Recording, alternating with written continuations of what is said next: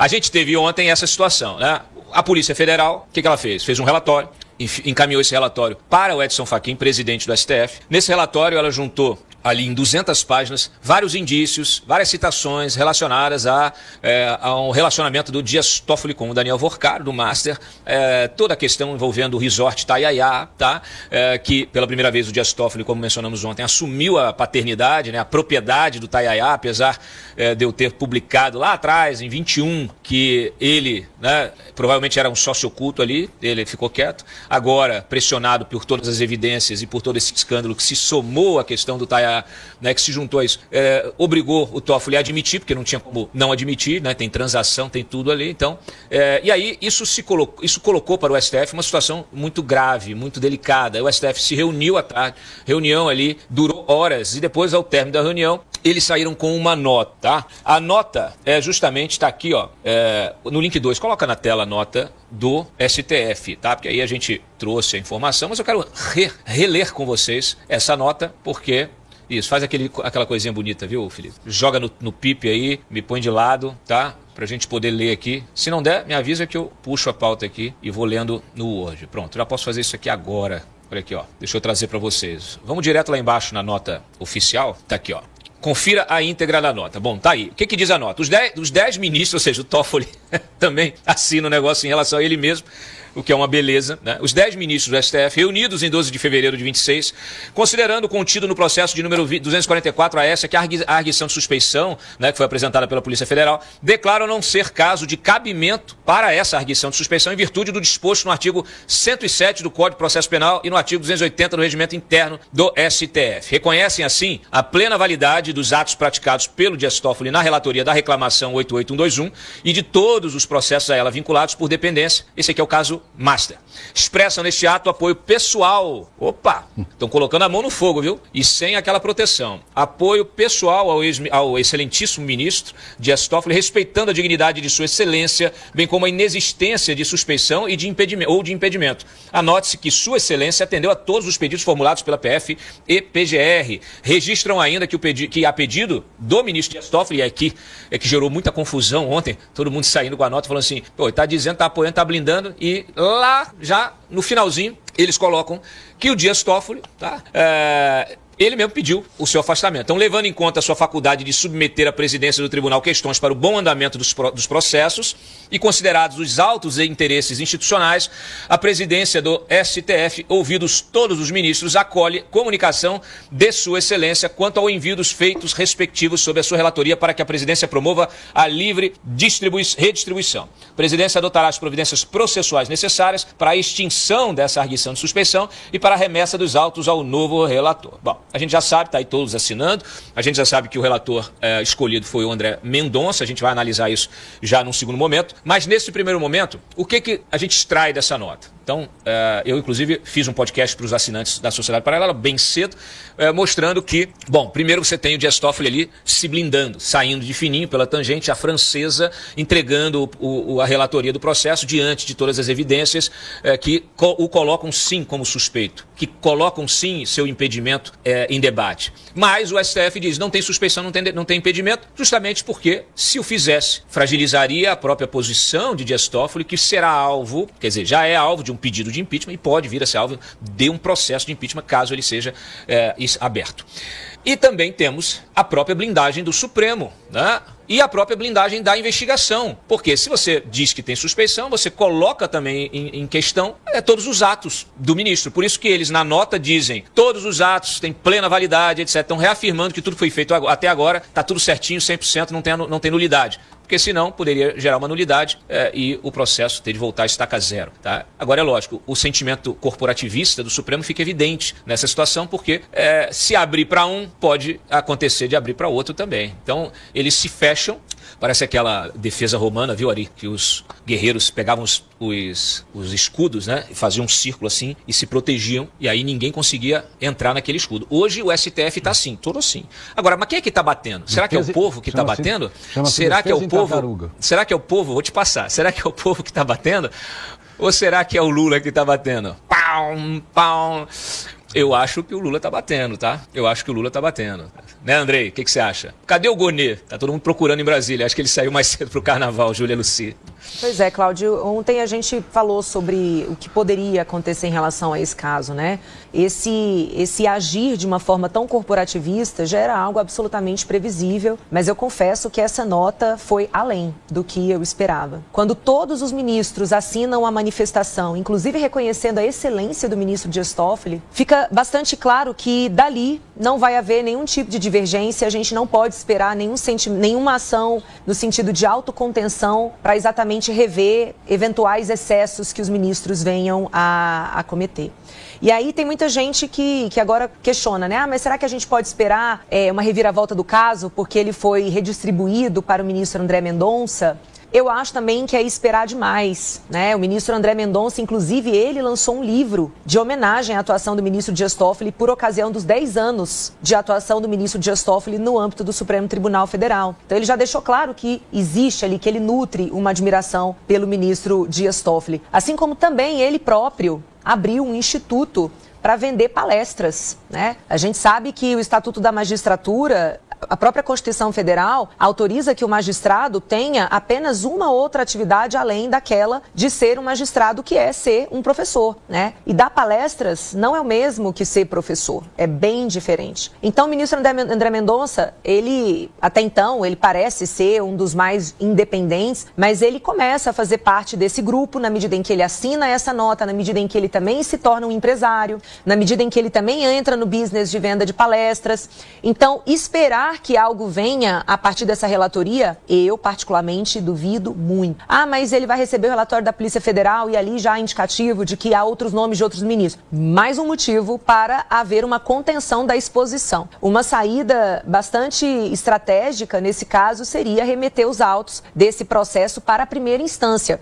E a gente precisa também prestar atenção numa parte da nota que o Supremo referenda todos os atos até então praticados pelo ministro Dias Toffoli. Não coloca sob questionamento nenhum desses atos, inclusive a decisão de exigir que os aparelhos coletados no dia da operação da Polícia Federal fossem remetidos ao Supremo Tribunal Federal, coisa que não é previsto na legislação, assim como também não há previsão de que o ministro determine quais são os peritos que vão periciar os materiais coletados. Então, enfim, tem uma série de decisões aí, no mínimo questionáveis do ponto de vista processual, além da questão do foro, né? Além dos relacionamentos ali, claro, a gente não está falando, gente, de um caso de impedimento, tá? Qual que é a diferença de impedimento para suspeição? O impedimento é uma causa objetiva que macula a imparcialidade do magistrado. Então, se ele for uma parte do processo, ele está impedido de julgar o processo. Se ele for cônjuge ou parente até o 3º grau de uma das partes do processo, ele também não pode julgar o processo. Então, de fato, impedimento não há. Agora, suspeição acontece quando existe notória amizade ou inimizade. Aí é uma questão mais subjetiva, porque a notória, né, quando você tem um adjetivo, você entra numa questão subjetiva. E o que vem a ser a amizade para o ministro?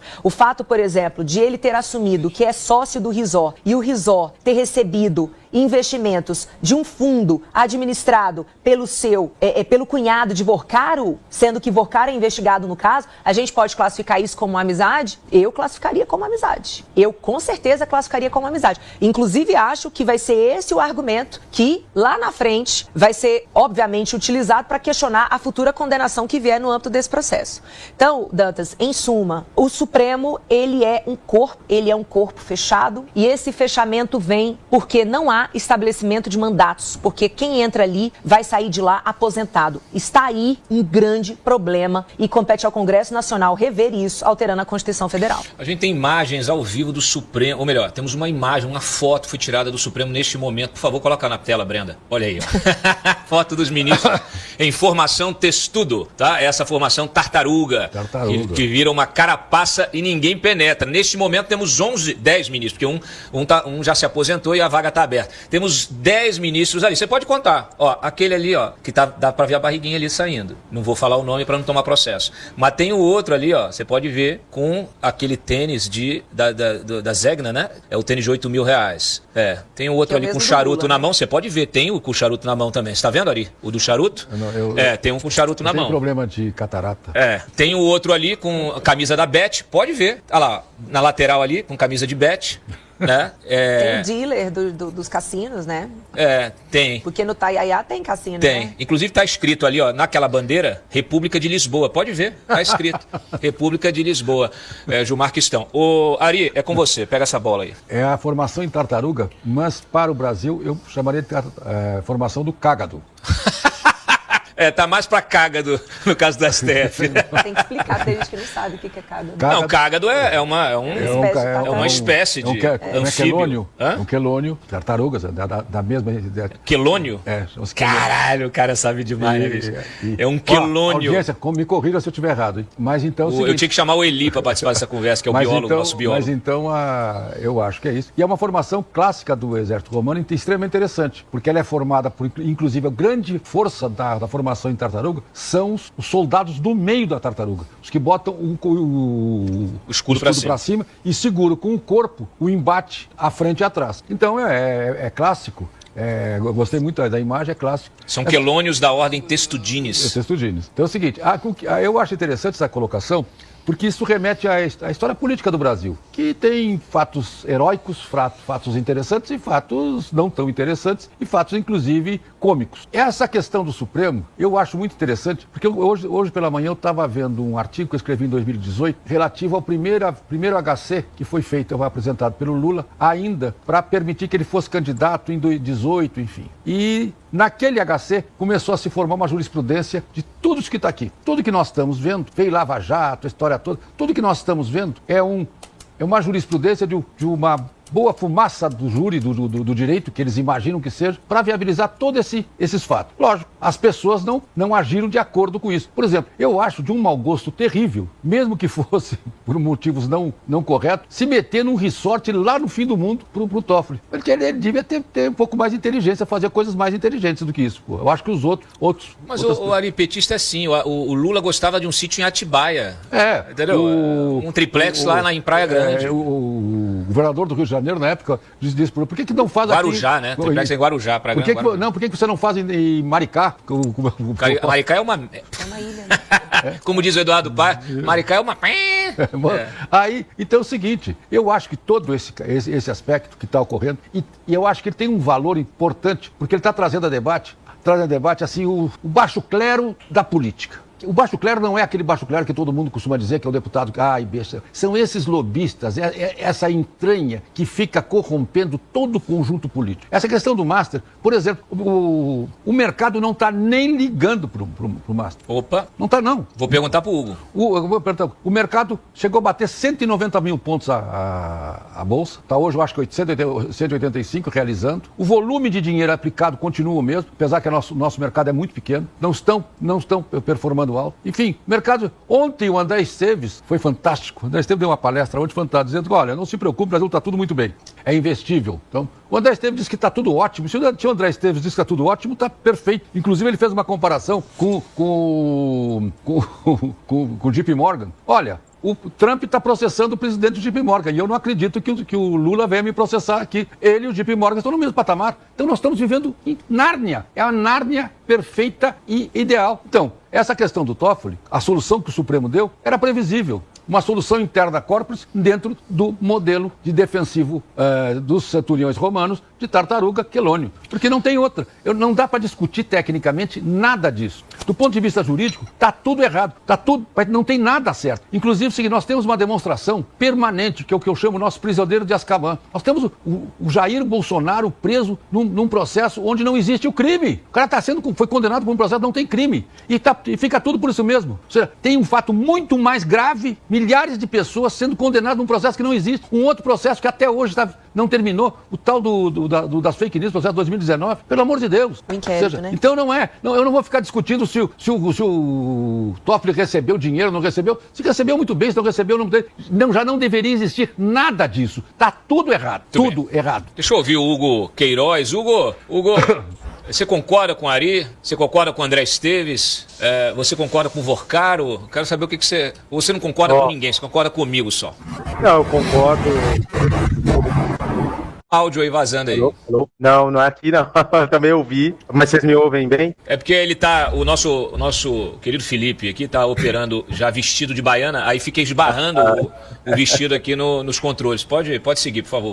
Faz parte. Não, mas eu concordo com alguns pontos que o Ari trouxe e discordo completamente dos outros dois agentes aí, né? Tanto da visão do André Esteves e do comportamento e atitudes e construções do tal do Vorcaro, né? Agora, no aspecto do mercado, tem incorporado o escândalo do Master em termos financeiros, isso sim está superado, né? Esses 60 bilhões, inclusive, diretrizes e normativos do Banco Central para recomposição já foram colocados, né? Vão ser antecipados aí nos próximos 3 anos o aporte de recomposição do fundo garantidor. Então, todos nós aqui preparemos o bolso, porque nós vamos pagar esses 60 bilhões, né, através de taxas de juros mais altas, spreads mais elevados, com o objetivo de recompor. Então é o impacto da corrupção chegando no bolso da população, mas infelizmente, por questão cultural ou um pouco de ignorância econômica da população, acaba passando batido um escândalo deste porte, né? Bolsa, ela renovou recordes aí, como o Ari bem colocou, de 190 mil pontos, mas muito mais por aspecto de entrada de capital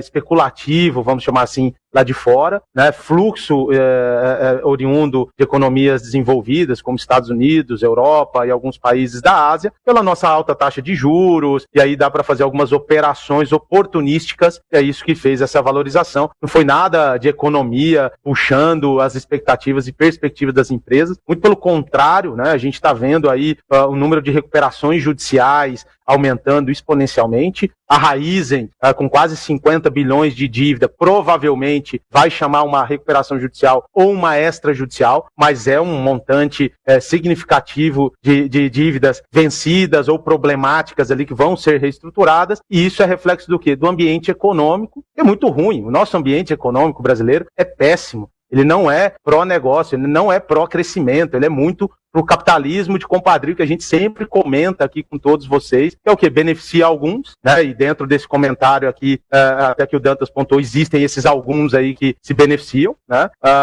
E por isso, para ele, né, faz sentido dizer que está tudo indo muito bem, mas é o contrário. Nós aqui, né, atuando diretamente no mercado de capitais, temos recebido diversas companhias pedindo fôlego financeiro, alongamento de dívida, reorganização para ganhar uma sobrevida. Então, todas enforcadas por conta do desafio econômico de crescimento que não vem, pelas burocracias e amarras de funcionário, a escala 6x1, isso é um absurdo gigantesco, né? Sem falar da reforma tributária, né, que tem as suas vantagens de unificação, mas tem os esqueletos ali gigantescos. Eu percebo, não tem ambiente econômico positivo e favorável, não. Essa bicicletinha, ela tá cansada, a corrente tá para estourar, e o ano de 26 já vai dar o início disso, o PIB vai desacelerar forte, vai crescer 1,4%, ainda por esteroides do fiscal, que é essa gastança pública infinita, mas 2027, turma, pessoal, vocês podem ter certeza que a gente vai ter um arroxo, que senão vai quebrar, vai estourar a bicicletinha, e se, eventualmente, esse executivo aí atual, o Lula, for reeleito, pode preparar, porque a gente vai ver crise econômica severa, como a gente viu na Dilma. É a consequência,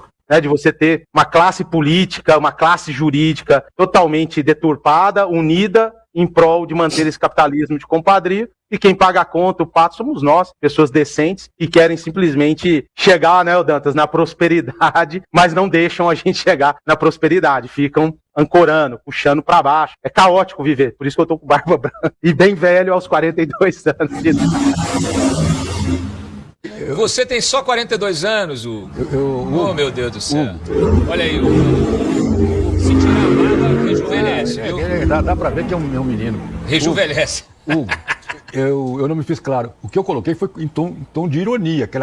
Aquela minha argumentação em relação ao Dedé, a relação ao Dedé foi ironia. Ou seja, é impressionante como as pessoas viram as costas. E aí eu queria fazer um comentário rápido. Eu acho, de certa forma, as mesas, o pessoal que está no dia a dia, as mesas, esse fato de virar as costas e operar no dia a dia, eu gosto muito disso. Eu acho que o mercado, quando trabalha assim, a gente que já sentou ali, que já teve no dia a dia, que já operava, rolava a dívida brasileiro todo santo dia, gente que já viveu isso, acha isso um valor muito grande. É um patrimônio que se tem a qualidade técnica no mercado que mesmo sob essas condições vive. Agora, a tua colocação é fantástica e eu acho que tu fosse, de certa forma, até parcimonioso, porque o que eu vejo é muito bem. Só desculpa eu não ter sido claro. É prudência e sofisticação, né? Tem um vídeo bem interessante da época da eleição de 2018 que eu gosto muito de assistir para dar risada, sobre prudência e sofisticação, que são dois caras vestidos de palhaço. Eu acho bem interessante para mostrar ali uma sátira ao mercado de capitais ali, tá bem escrito, eu acho bem divertido. Mas a gente segura um pouco o ímpeto por questões jurídicas, a gente não pode essencialmente colocar algumas coisas como deveriam ser, né? Se eu fosse no lugar do André Esteves, eu estaria falando a mesma coisa. Porque o cara que vive de cobrar juros de terceiros, ele neste governo e em todos os outros governos do Lula, todos os banqueiros devem realmente render homenagens, devem construir um posto de praça pública para o Lula, né? Trazer um aspecto adicional dos juros. Existem, né, instituições financeiras que são especializadas no resgate e reorganização de companhias. E, obviamente, ele captura isso, né? Então, para ele, é um ambiente extremamente propício. Ele entra nessas participações, ganha espaço em empreendimentos importantíssimos que, se esse ciclo da prosperidade virar, você pode ter certeza que a fortuna vai subir rapidamente. Viu? Deixa eu só corrigir você. Existem empresas que fazem isso e existe a Enforce, que é outra coisa. Isso se traduz numa frase... Deixa eu passar, a Anne Dias está parada ali, vocês estão nessa conversa paralela, Ari. Eu não posso deixar de dizer isso. A frase mais fantástica do Rothschild, do Barão de Rothschild, é o seguinte: quando se ganha dinheiro quando tem sangue nas ruas, mesmo que seja o seu. Então, quem está não está ganhando dinheiro na taxa de juros, está ganhando dinheiro das pessoas que estão quebrando com as taxas de juros. Exatamente, perfeito. Você realmente sempre com as suas intervenções muito precisas. Anne, demorou, mas chegou. É porque assim, quando coloca o Hugo e o Ari para conversar, pode sentar e pedir um café, que ele vai esfriar e você não vai ter terminado ainda essa conversa. Não se preocupe, Cláudio, eu estava prestando super atenção aqui, aprendendo mais também sobre o mercado financeiro, acho que é bem relevante. Mas acho que a gente pode falar um pouco ali, voltar no tema que a Júlia trouxe da suspeição do STF. Vou entrar nesse tema, então. O Cláudio leu até no início do programa, né, a nota do STF, que está lá no site do Cláudio mesmo, e eu abri aqui a nota para a gente se aprofundar nessa questão da cara de pau, basicamente, dos ministros, de se blindarem e aí usarem até argumentos jurídicos para fingir que eles estão colocando ali algum artigo jurídico para defender alguma coisa que a gente não entendeu até agora o quê. E isso aconteceu até no início dessa semana, né, Cláudio, com uma nota do próprio Dias Toffoli, depois que a Polícia Federal pede para o Fachin a suspeição, a defesa dele faz uma nota bem mal feita, falando que não tem motivo para suspeição, porque de acordo com o artigo 145 do Código de Processo Civil, não tem motivo para suspeição. E aí a Júlia trouxe aqui uma breve explicação sobre suspeição, mas eu decidi, Júlia, abrir aqui o artigo 145 do Código de Processo Civil, até é importante para a gente desmistificar isso, né, lei, porque eles usam lei e artigo como se fosse algo mágico que ninguém pode ter acesso. Mas não, é algo que está disponível para todo mundo e a gente vai entender aqui o que diz a lei usada pelo Dias Toffoli. Fala que a suspeição do juiz quando há amigo íntimo ou inimigo, como a Júlia colocou, tanto das partes quanto dos seus advogados, que receber presentes de pessoas que tiveram interesse na causa antes ou depois de iniciado o processo. Cláudio, você acha que uma viagem para assistir a final da Libertadores pode ser considerado um presente? Um jantar em Nova York pode ser considerado um presente? Então aí mais um inciso aqui que eu vejo que é extremamente violado, tanto por Dias Toffoli quanto por outros ministros. Temos também, quando qualquer das partes for sua credora ou devedora, olha só, quem tem contrato com o Banco Master não é justamente a Viviane Bassi? E aqui a gente tem, claro, a gente está falando de Moraes aqui, mas eu tô querendo dizer que mais um ministro aí não podia nem estar perto desse caso, porque esse inciso segue dizendo que não é só o ministro, ou do seu cônjuge, ou companheiro, ou de parentes destes. A gente também tem o caso do Tayayá, né? Não é só o Alexandre de Moraes que tem contrato ali com o Banco Master. E, por fim, interessado no julgamento do processo em favor de qualquer das partes. Isso foi o artigo usado pela defesa do Dias Toffoli no início da semana para argumentar lá que a Polícia Federal estava errada. Inclusive, na minha visão, Cláudio, eles até erraram o artigo. Eu acho que eles queriam usar o artigo 146 do CPP, que fala ali que quem tem que fazer esse pedido é uma das partes e a Polícia Federal não é uma das partes, já que não é nenhum processo, né? É um inquérito, por enquanto. Mas vamos se ater ao que diz o Supremo Tribunal Federal nessa nota conjunta ali, que foi muito bem ilustrada por aquela imagem da tartaruga aí que vocês estavam comentando. Eles falam que não é o caso de arguição de suspeição em virtude do disposto no artigo 107 do Código de Processo Penal. O que diz o artigo 107 do Código de Processo Penal? O seguinte: não se poderá opor suspeição às autoridades policiais nos autos do inquérito, mas deverão elas declarar-se suspeitas. Ou seja, o artigo é muito claro em falar sobre a autoridade policial. Aqui o STF reconhece que se trata de um inquérito, né, e não de um processo, mas não tem nada de autoridade policial nesse caso. Então, eu acho que eles sortearam algum artigo do Código de Processo Penal só para ficar uma nota um pouco mais completa com alguma fundamentação jurídica. E aí ele segue aqui, fundamentando também no artigo do Regimento Interno do STF, o artigo 280. E o que diz o artigo 280 do Regimento Interno? O presidente mandará arquivar a petição se manifestada a sua improcedência. Ou seja, diz assim, se o presidente desconsiderar a suspeição, ele vai arquivar. Basicamente, saindo do juridiquês, né, da análise jurídica para análise política, eles não disseram nada com nada. Eles pegaram qualquer artigo que fala sobre suspeição e falaram, não é o caso. Mas não se aplica a esse caso. Se eles pegassem o próprio artigo usado pela defesa do Dias Toffoli, dá para dizer sim que é motivo de suspeição. Mas o que mais me indigna nessa situação não é nem a parte jurídica, mas sim a política, como eu estava dizendo. A gente tem ministros que se reuniram lá por 2 horas, nem sei quantas horas ficaram juntos, depois dessa crise institucional tremenda que o STF está envolvido, né, a maior crise da história envolvendo o STF, quando pela primeira vez, é importante a gente destacar, a gente tem a imprensa que ficou calado em inúmeros abusos do judiciário, do Alexandre de Moraes, desde 2019. O Ari falava aqui, por exemplo, sobre o inquérito das fake news, que serviu para censurar o opositor político, para perseguir, para derrubar manchetes que falassem, por exemplo, né, o Cláudio Dantas sabe dessa manchete, do amigo do meu pai, da revista Cruzoé, na época, que foi derrubada pelo inquérito das fake news, a imprensa estava quietinha, não defendeu a sua própria liberdade de imprensa. E agora, essa mesma imprensa que estava silente caiu em cima do Dias Toffoli. Ou seja, os ministros se reúnem, entendem a dimensão problemática que está acontecendo, decidem tirar o Dias Toffoli desse inquérito, mas fazem uma nota falando que não é caso de suspeição. Que eu não sei por que, então, qual o motivo será que eles decidiram tirar o Dias Toffoli desse caso? Se não é caso de suspeição, é o quê? Então é uma vergonha essa nota do STF, ainda que seja um avanço, Cláudio. Eu acho que hoje é um dia que, felizmente, a gente tem uma boa notícia, apesar da problemática, que é o afastamento do Dias Toffoli. André Mendonça, a gente pode até se aprofundar mais para falar um pouco sobre André Mendonça, ainda com problemas e sabendo que ele não é 100% uma pessoa que vai defender os princípios certos no STF, mas ele já defendeu, ele já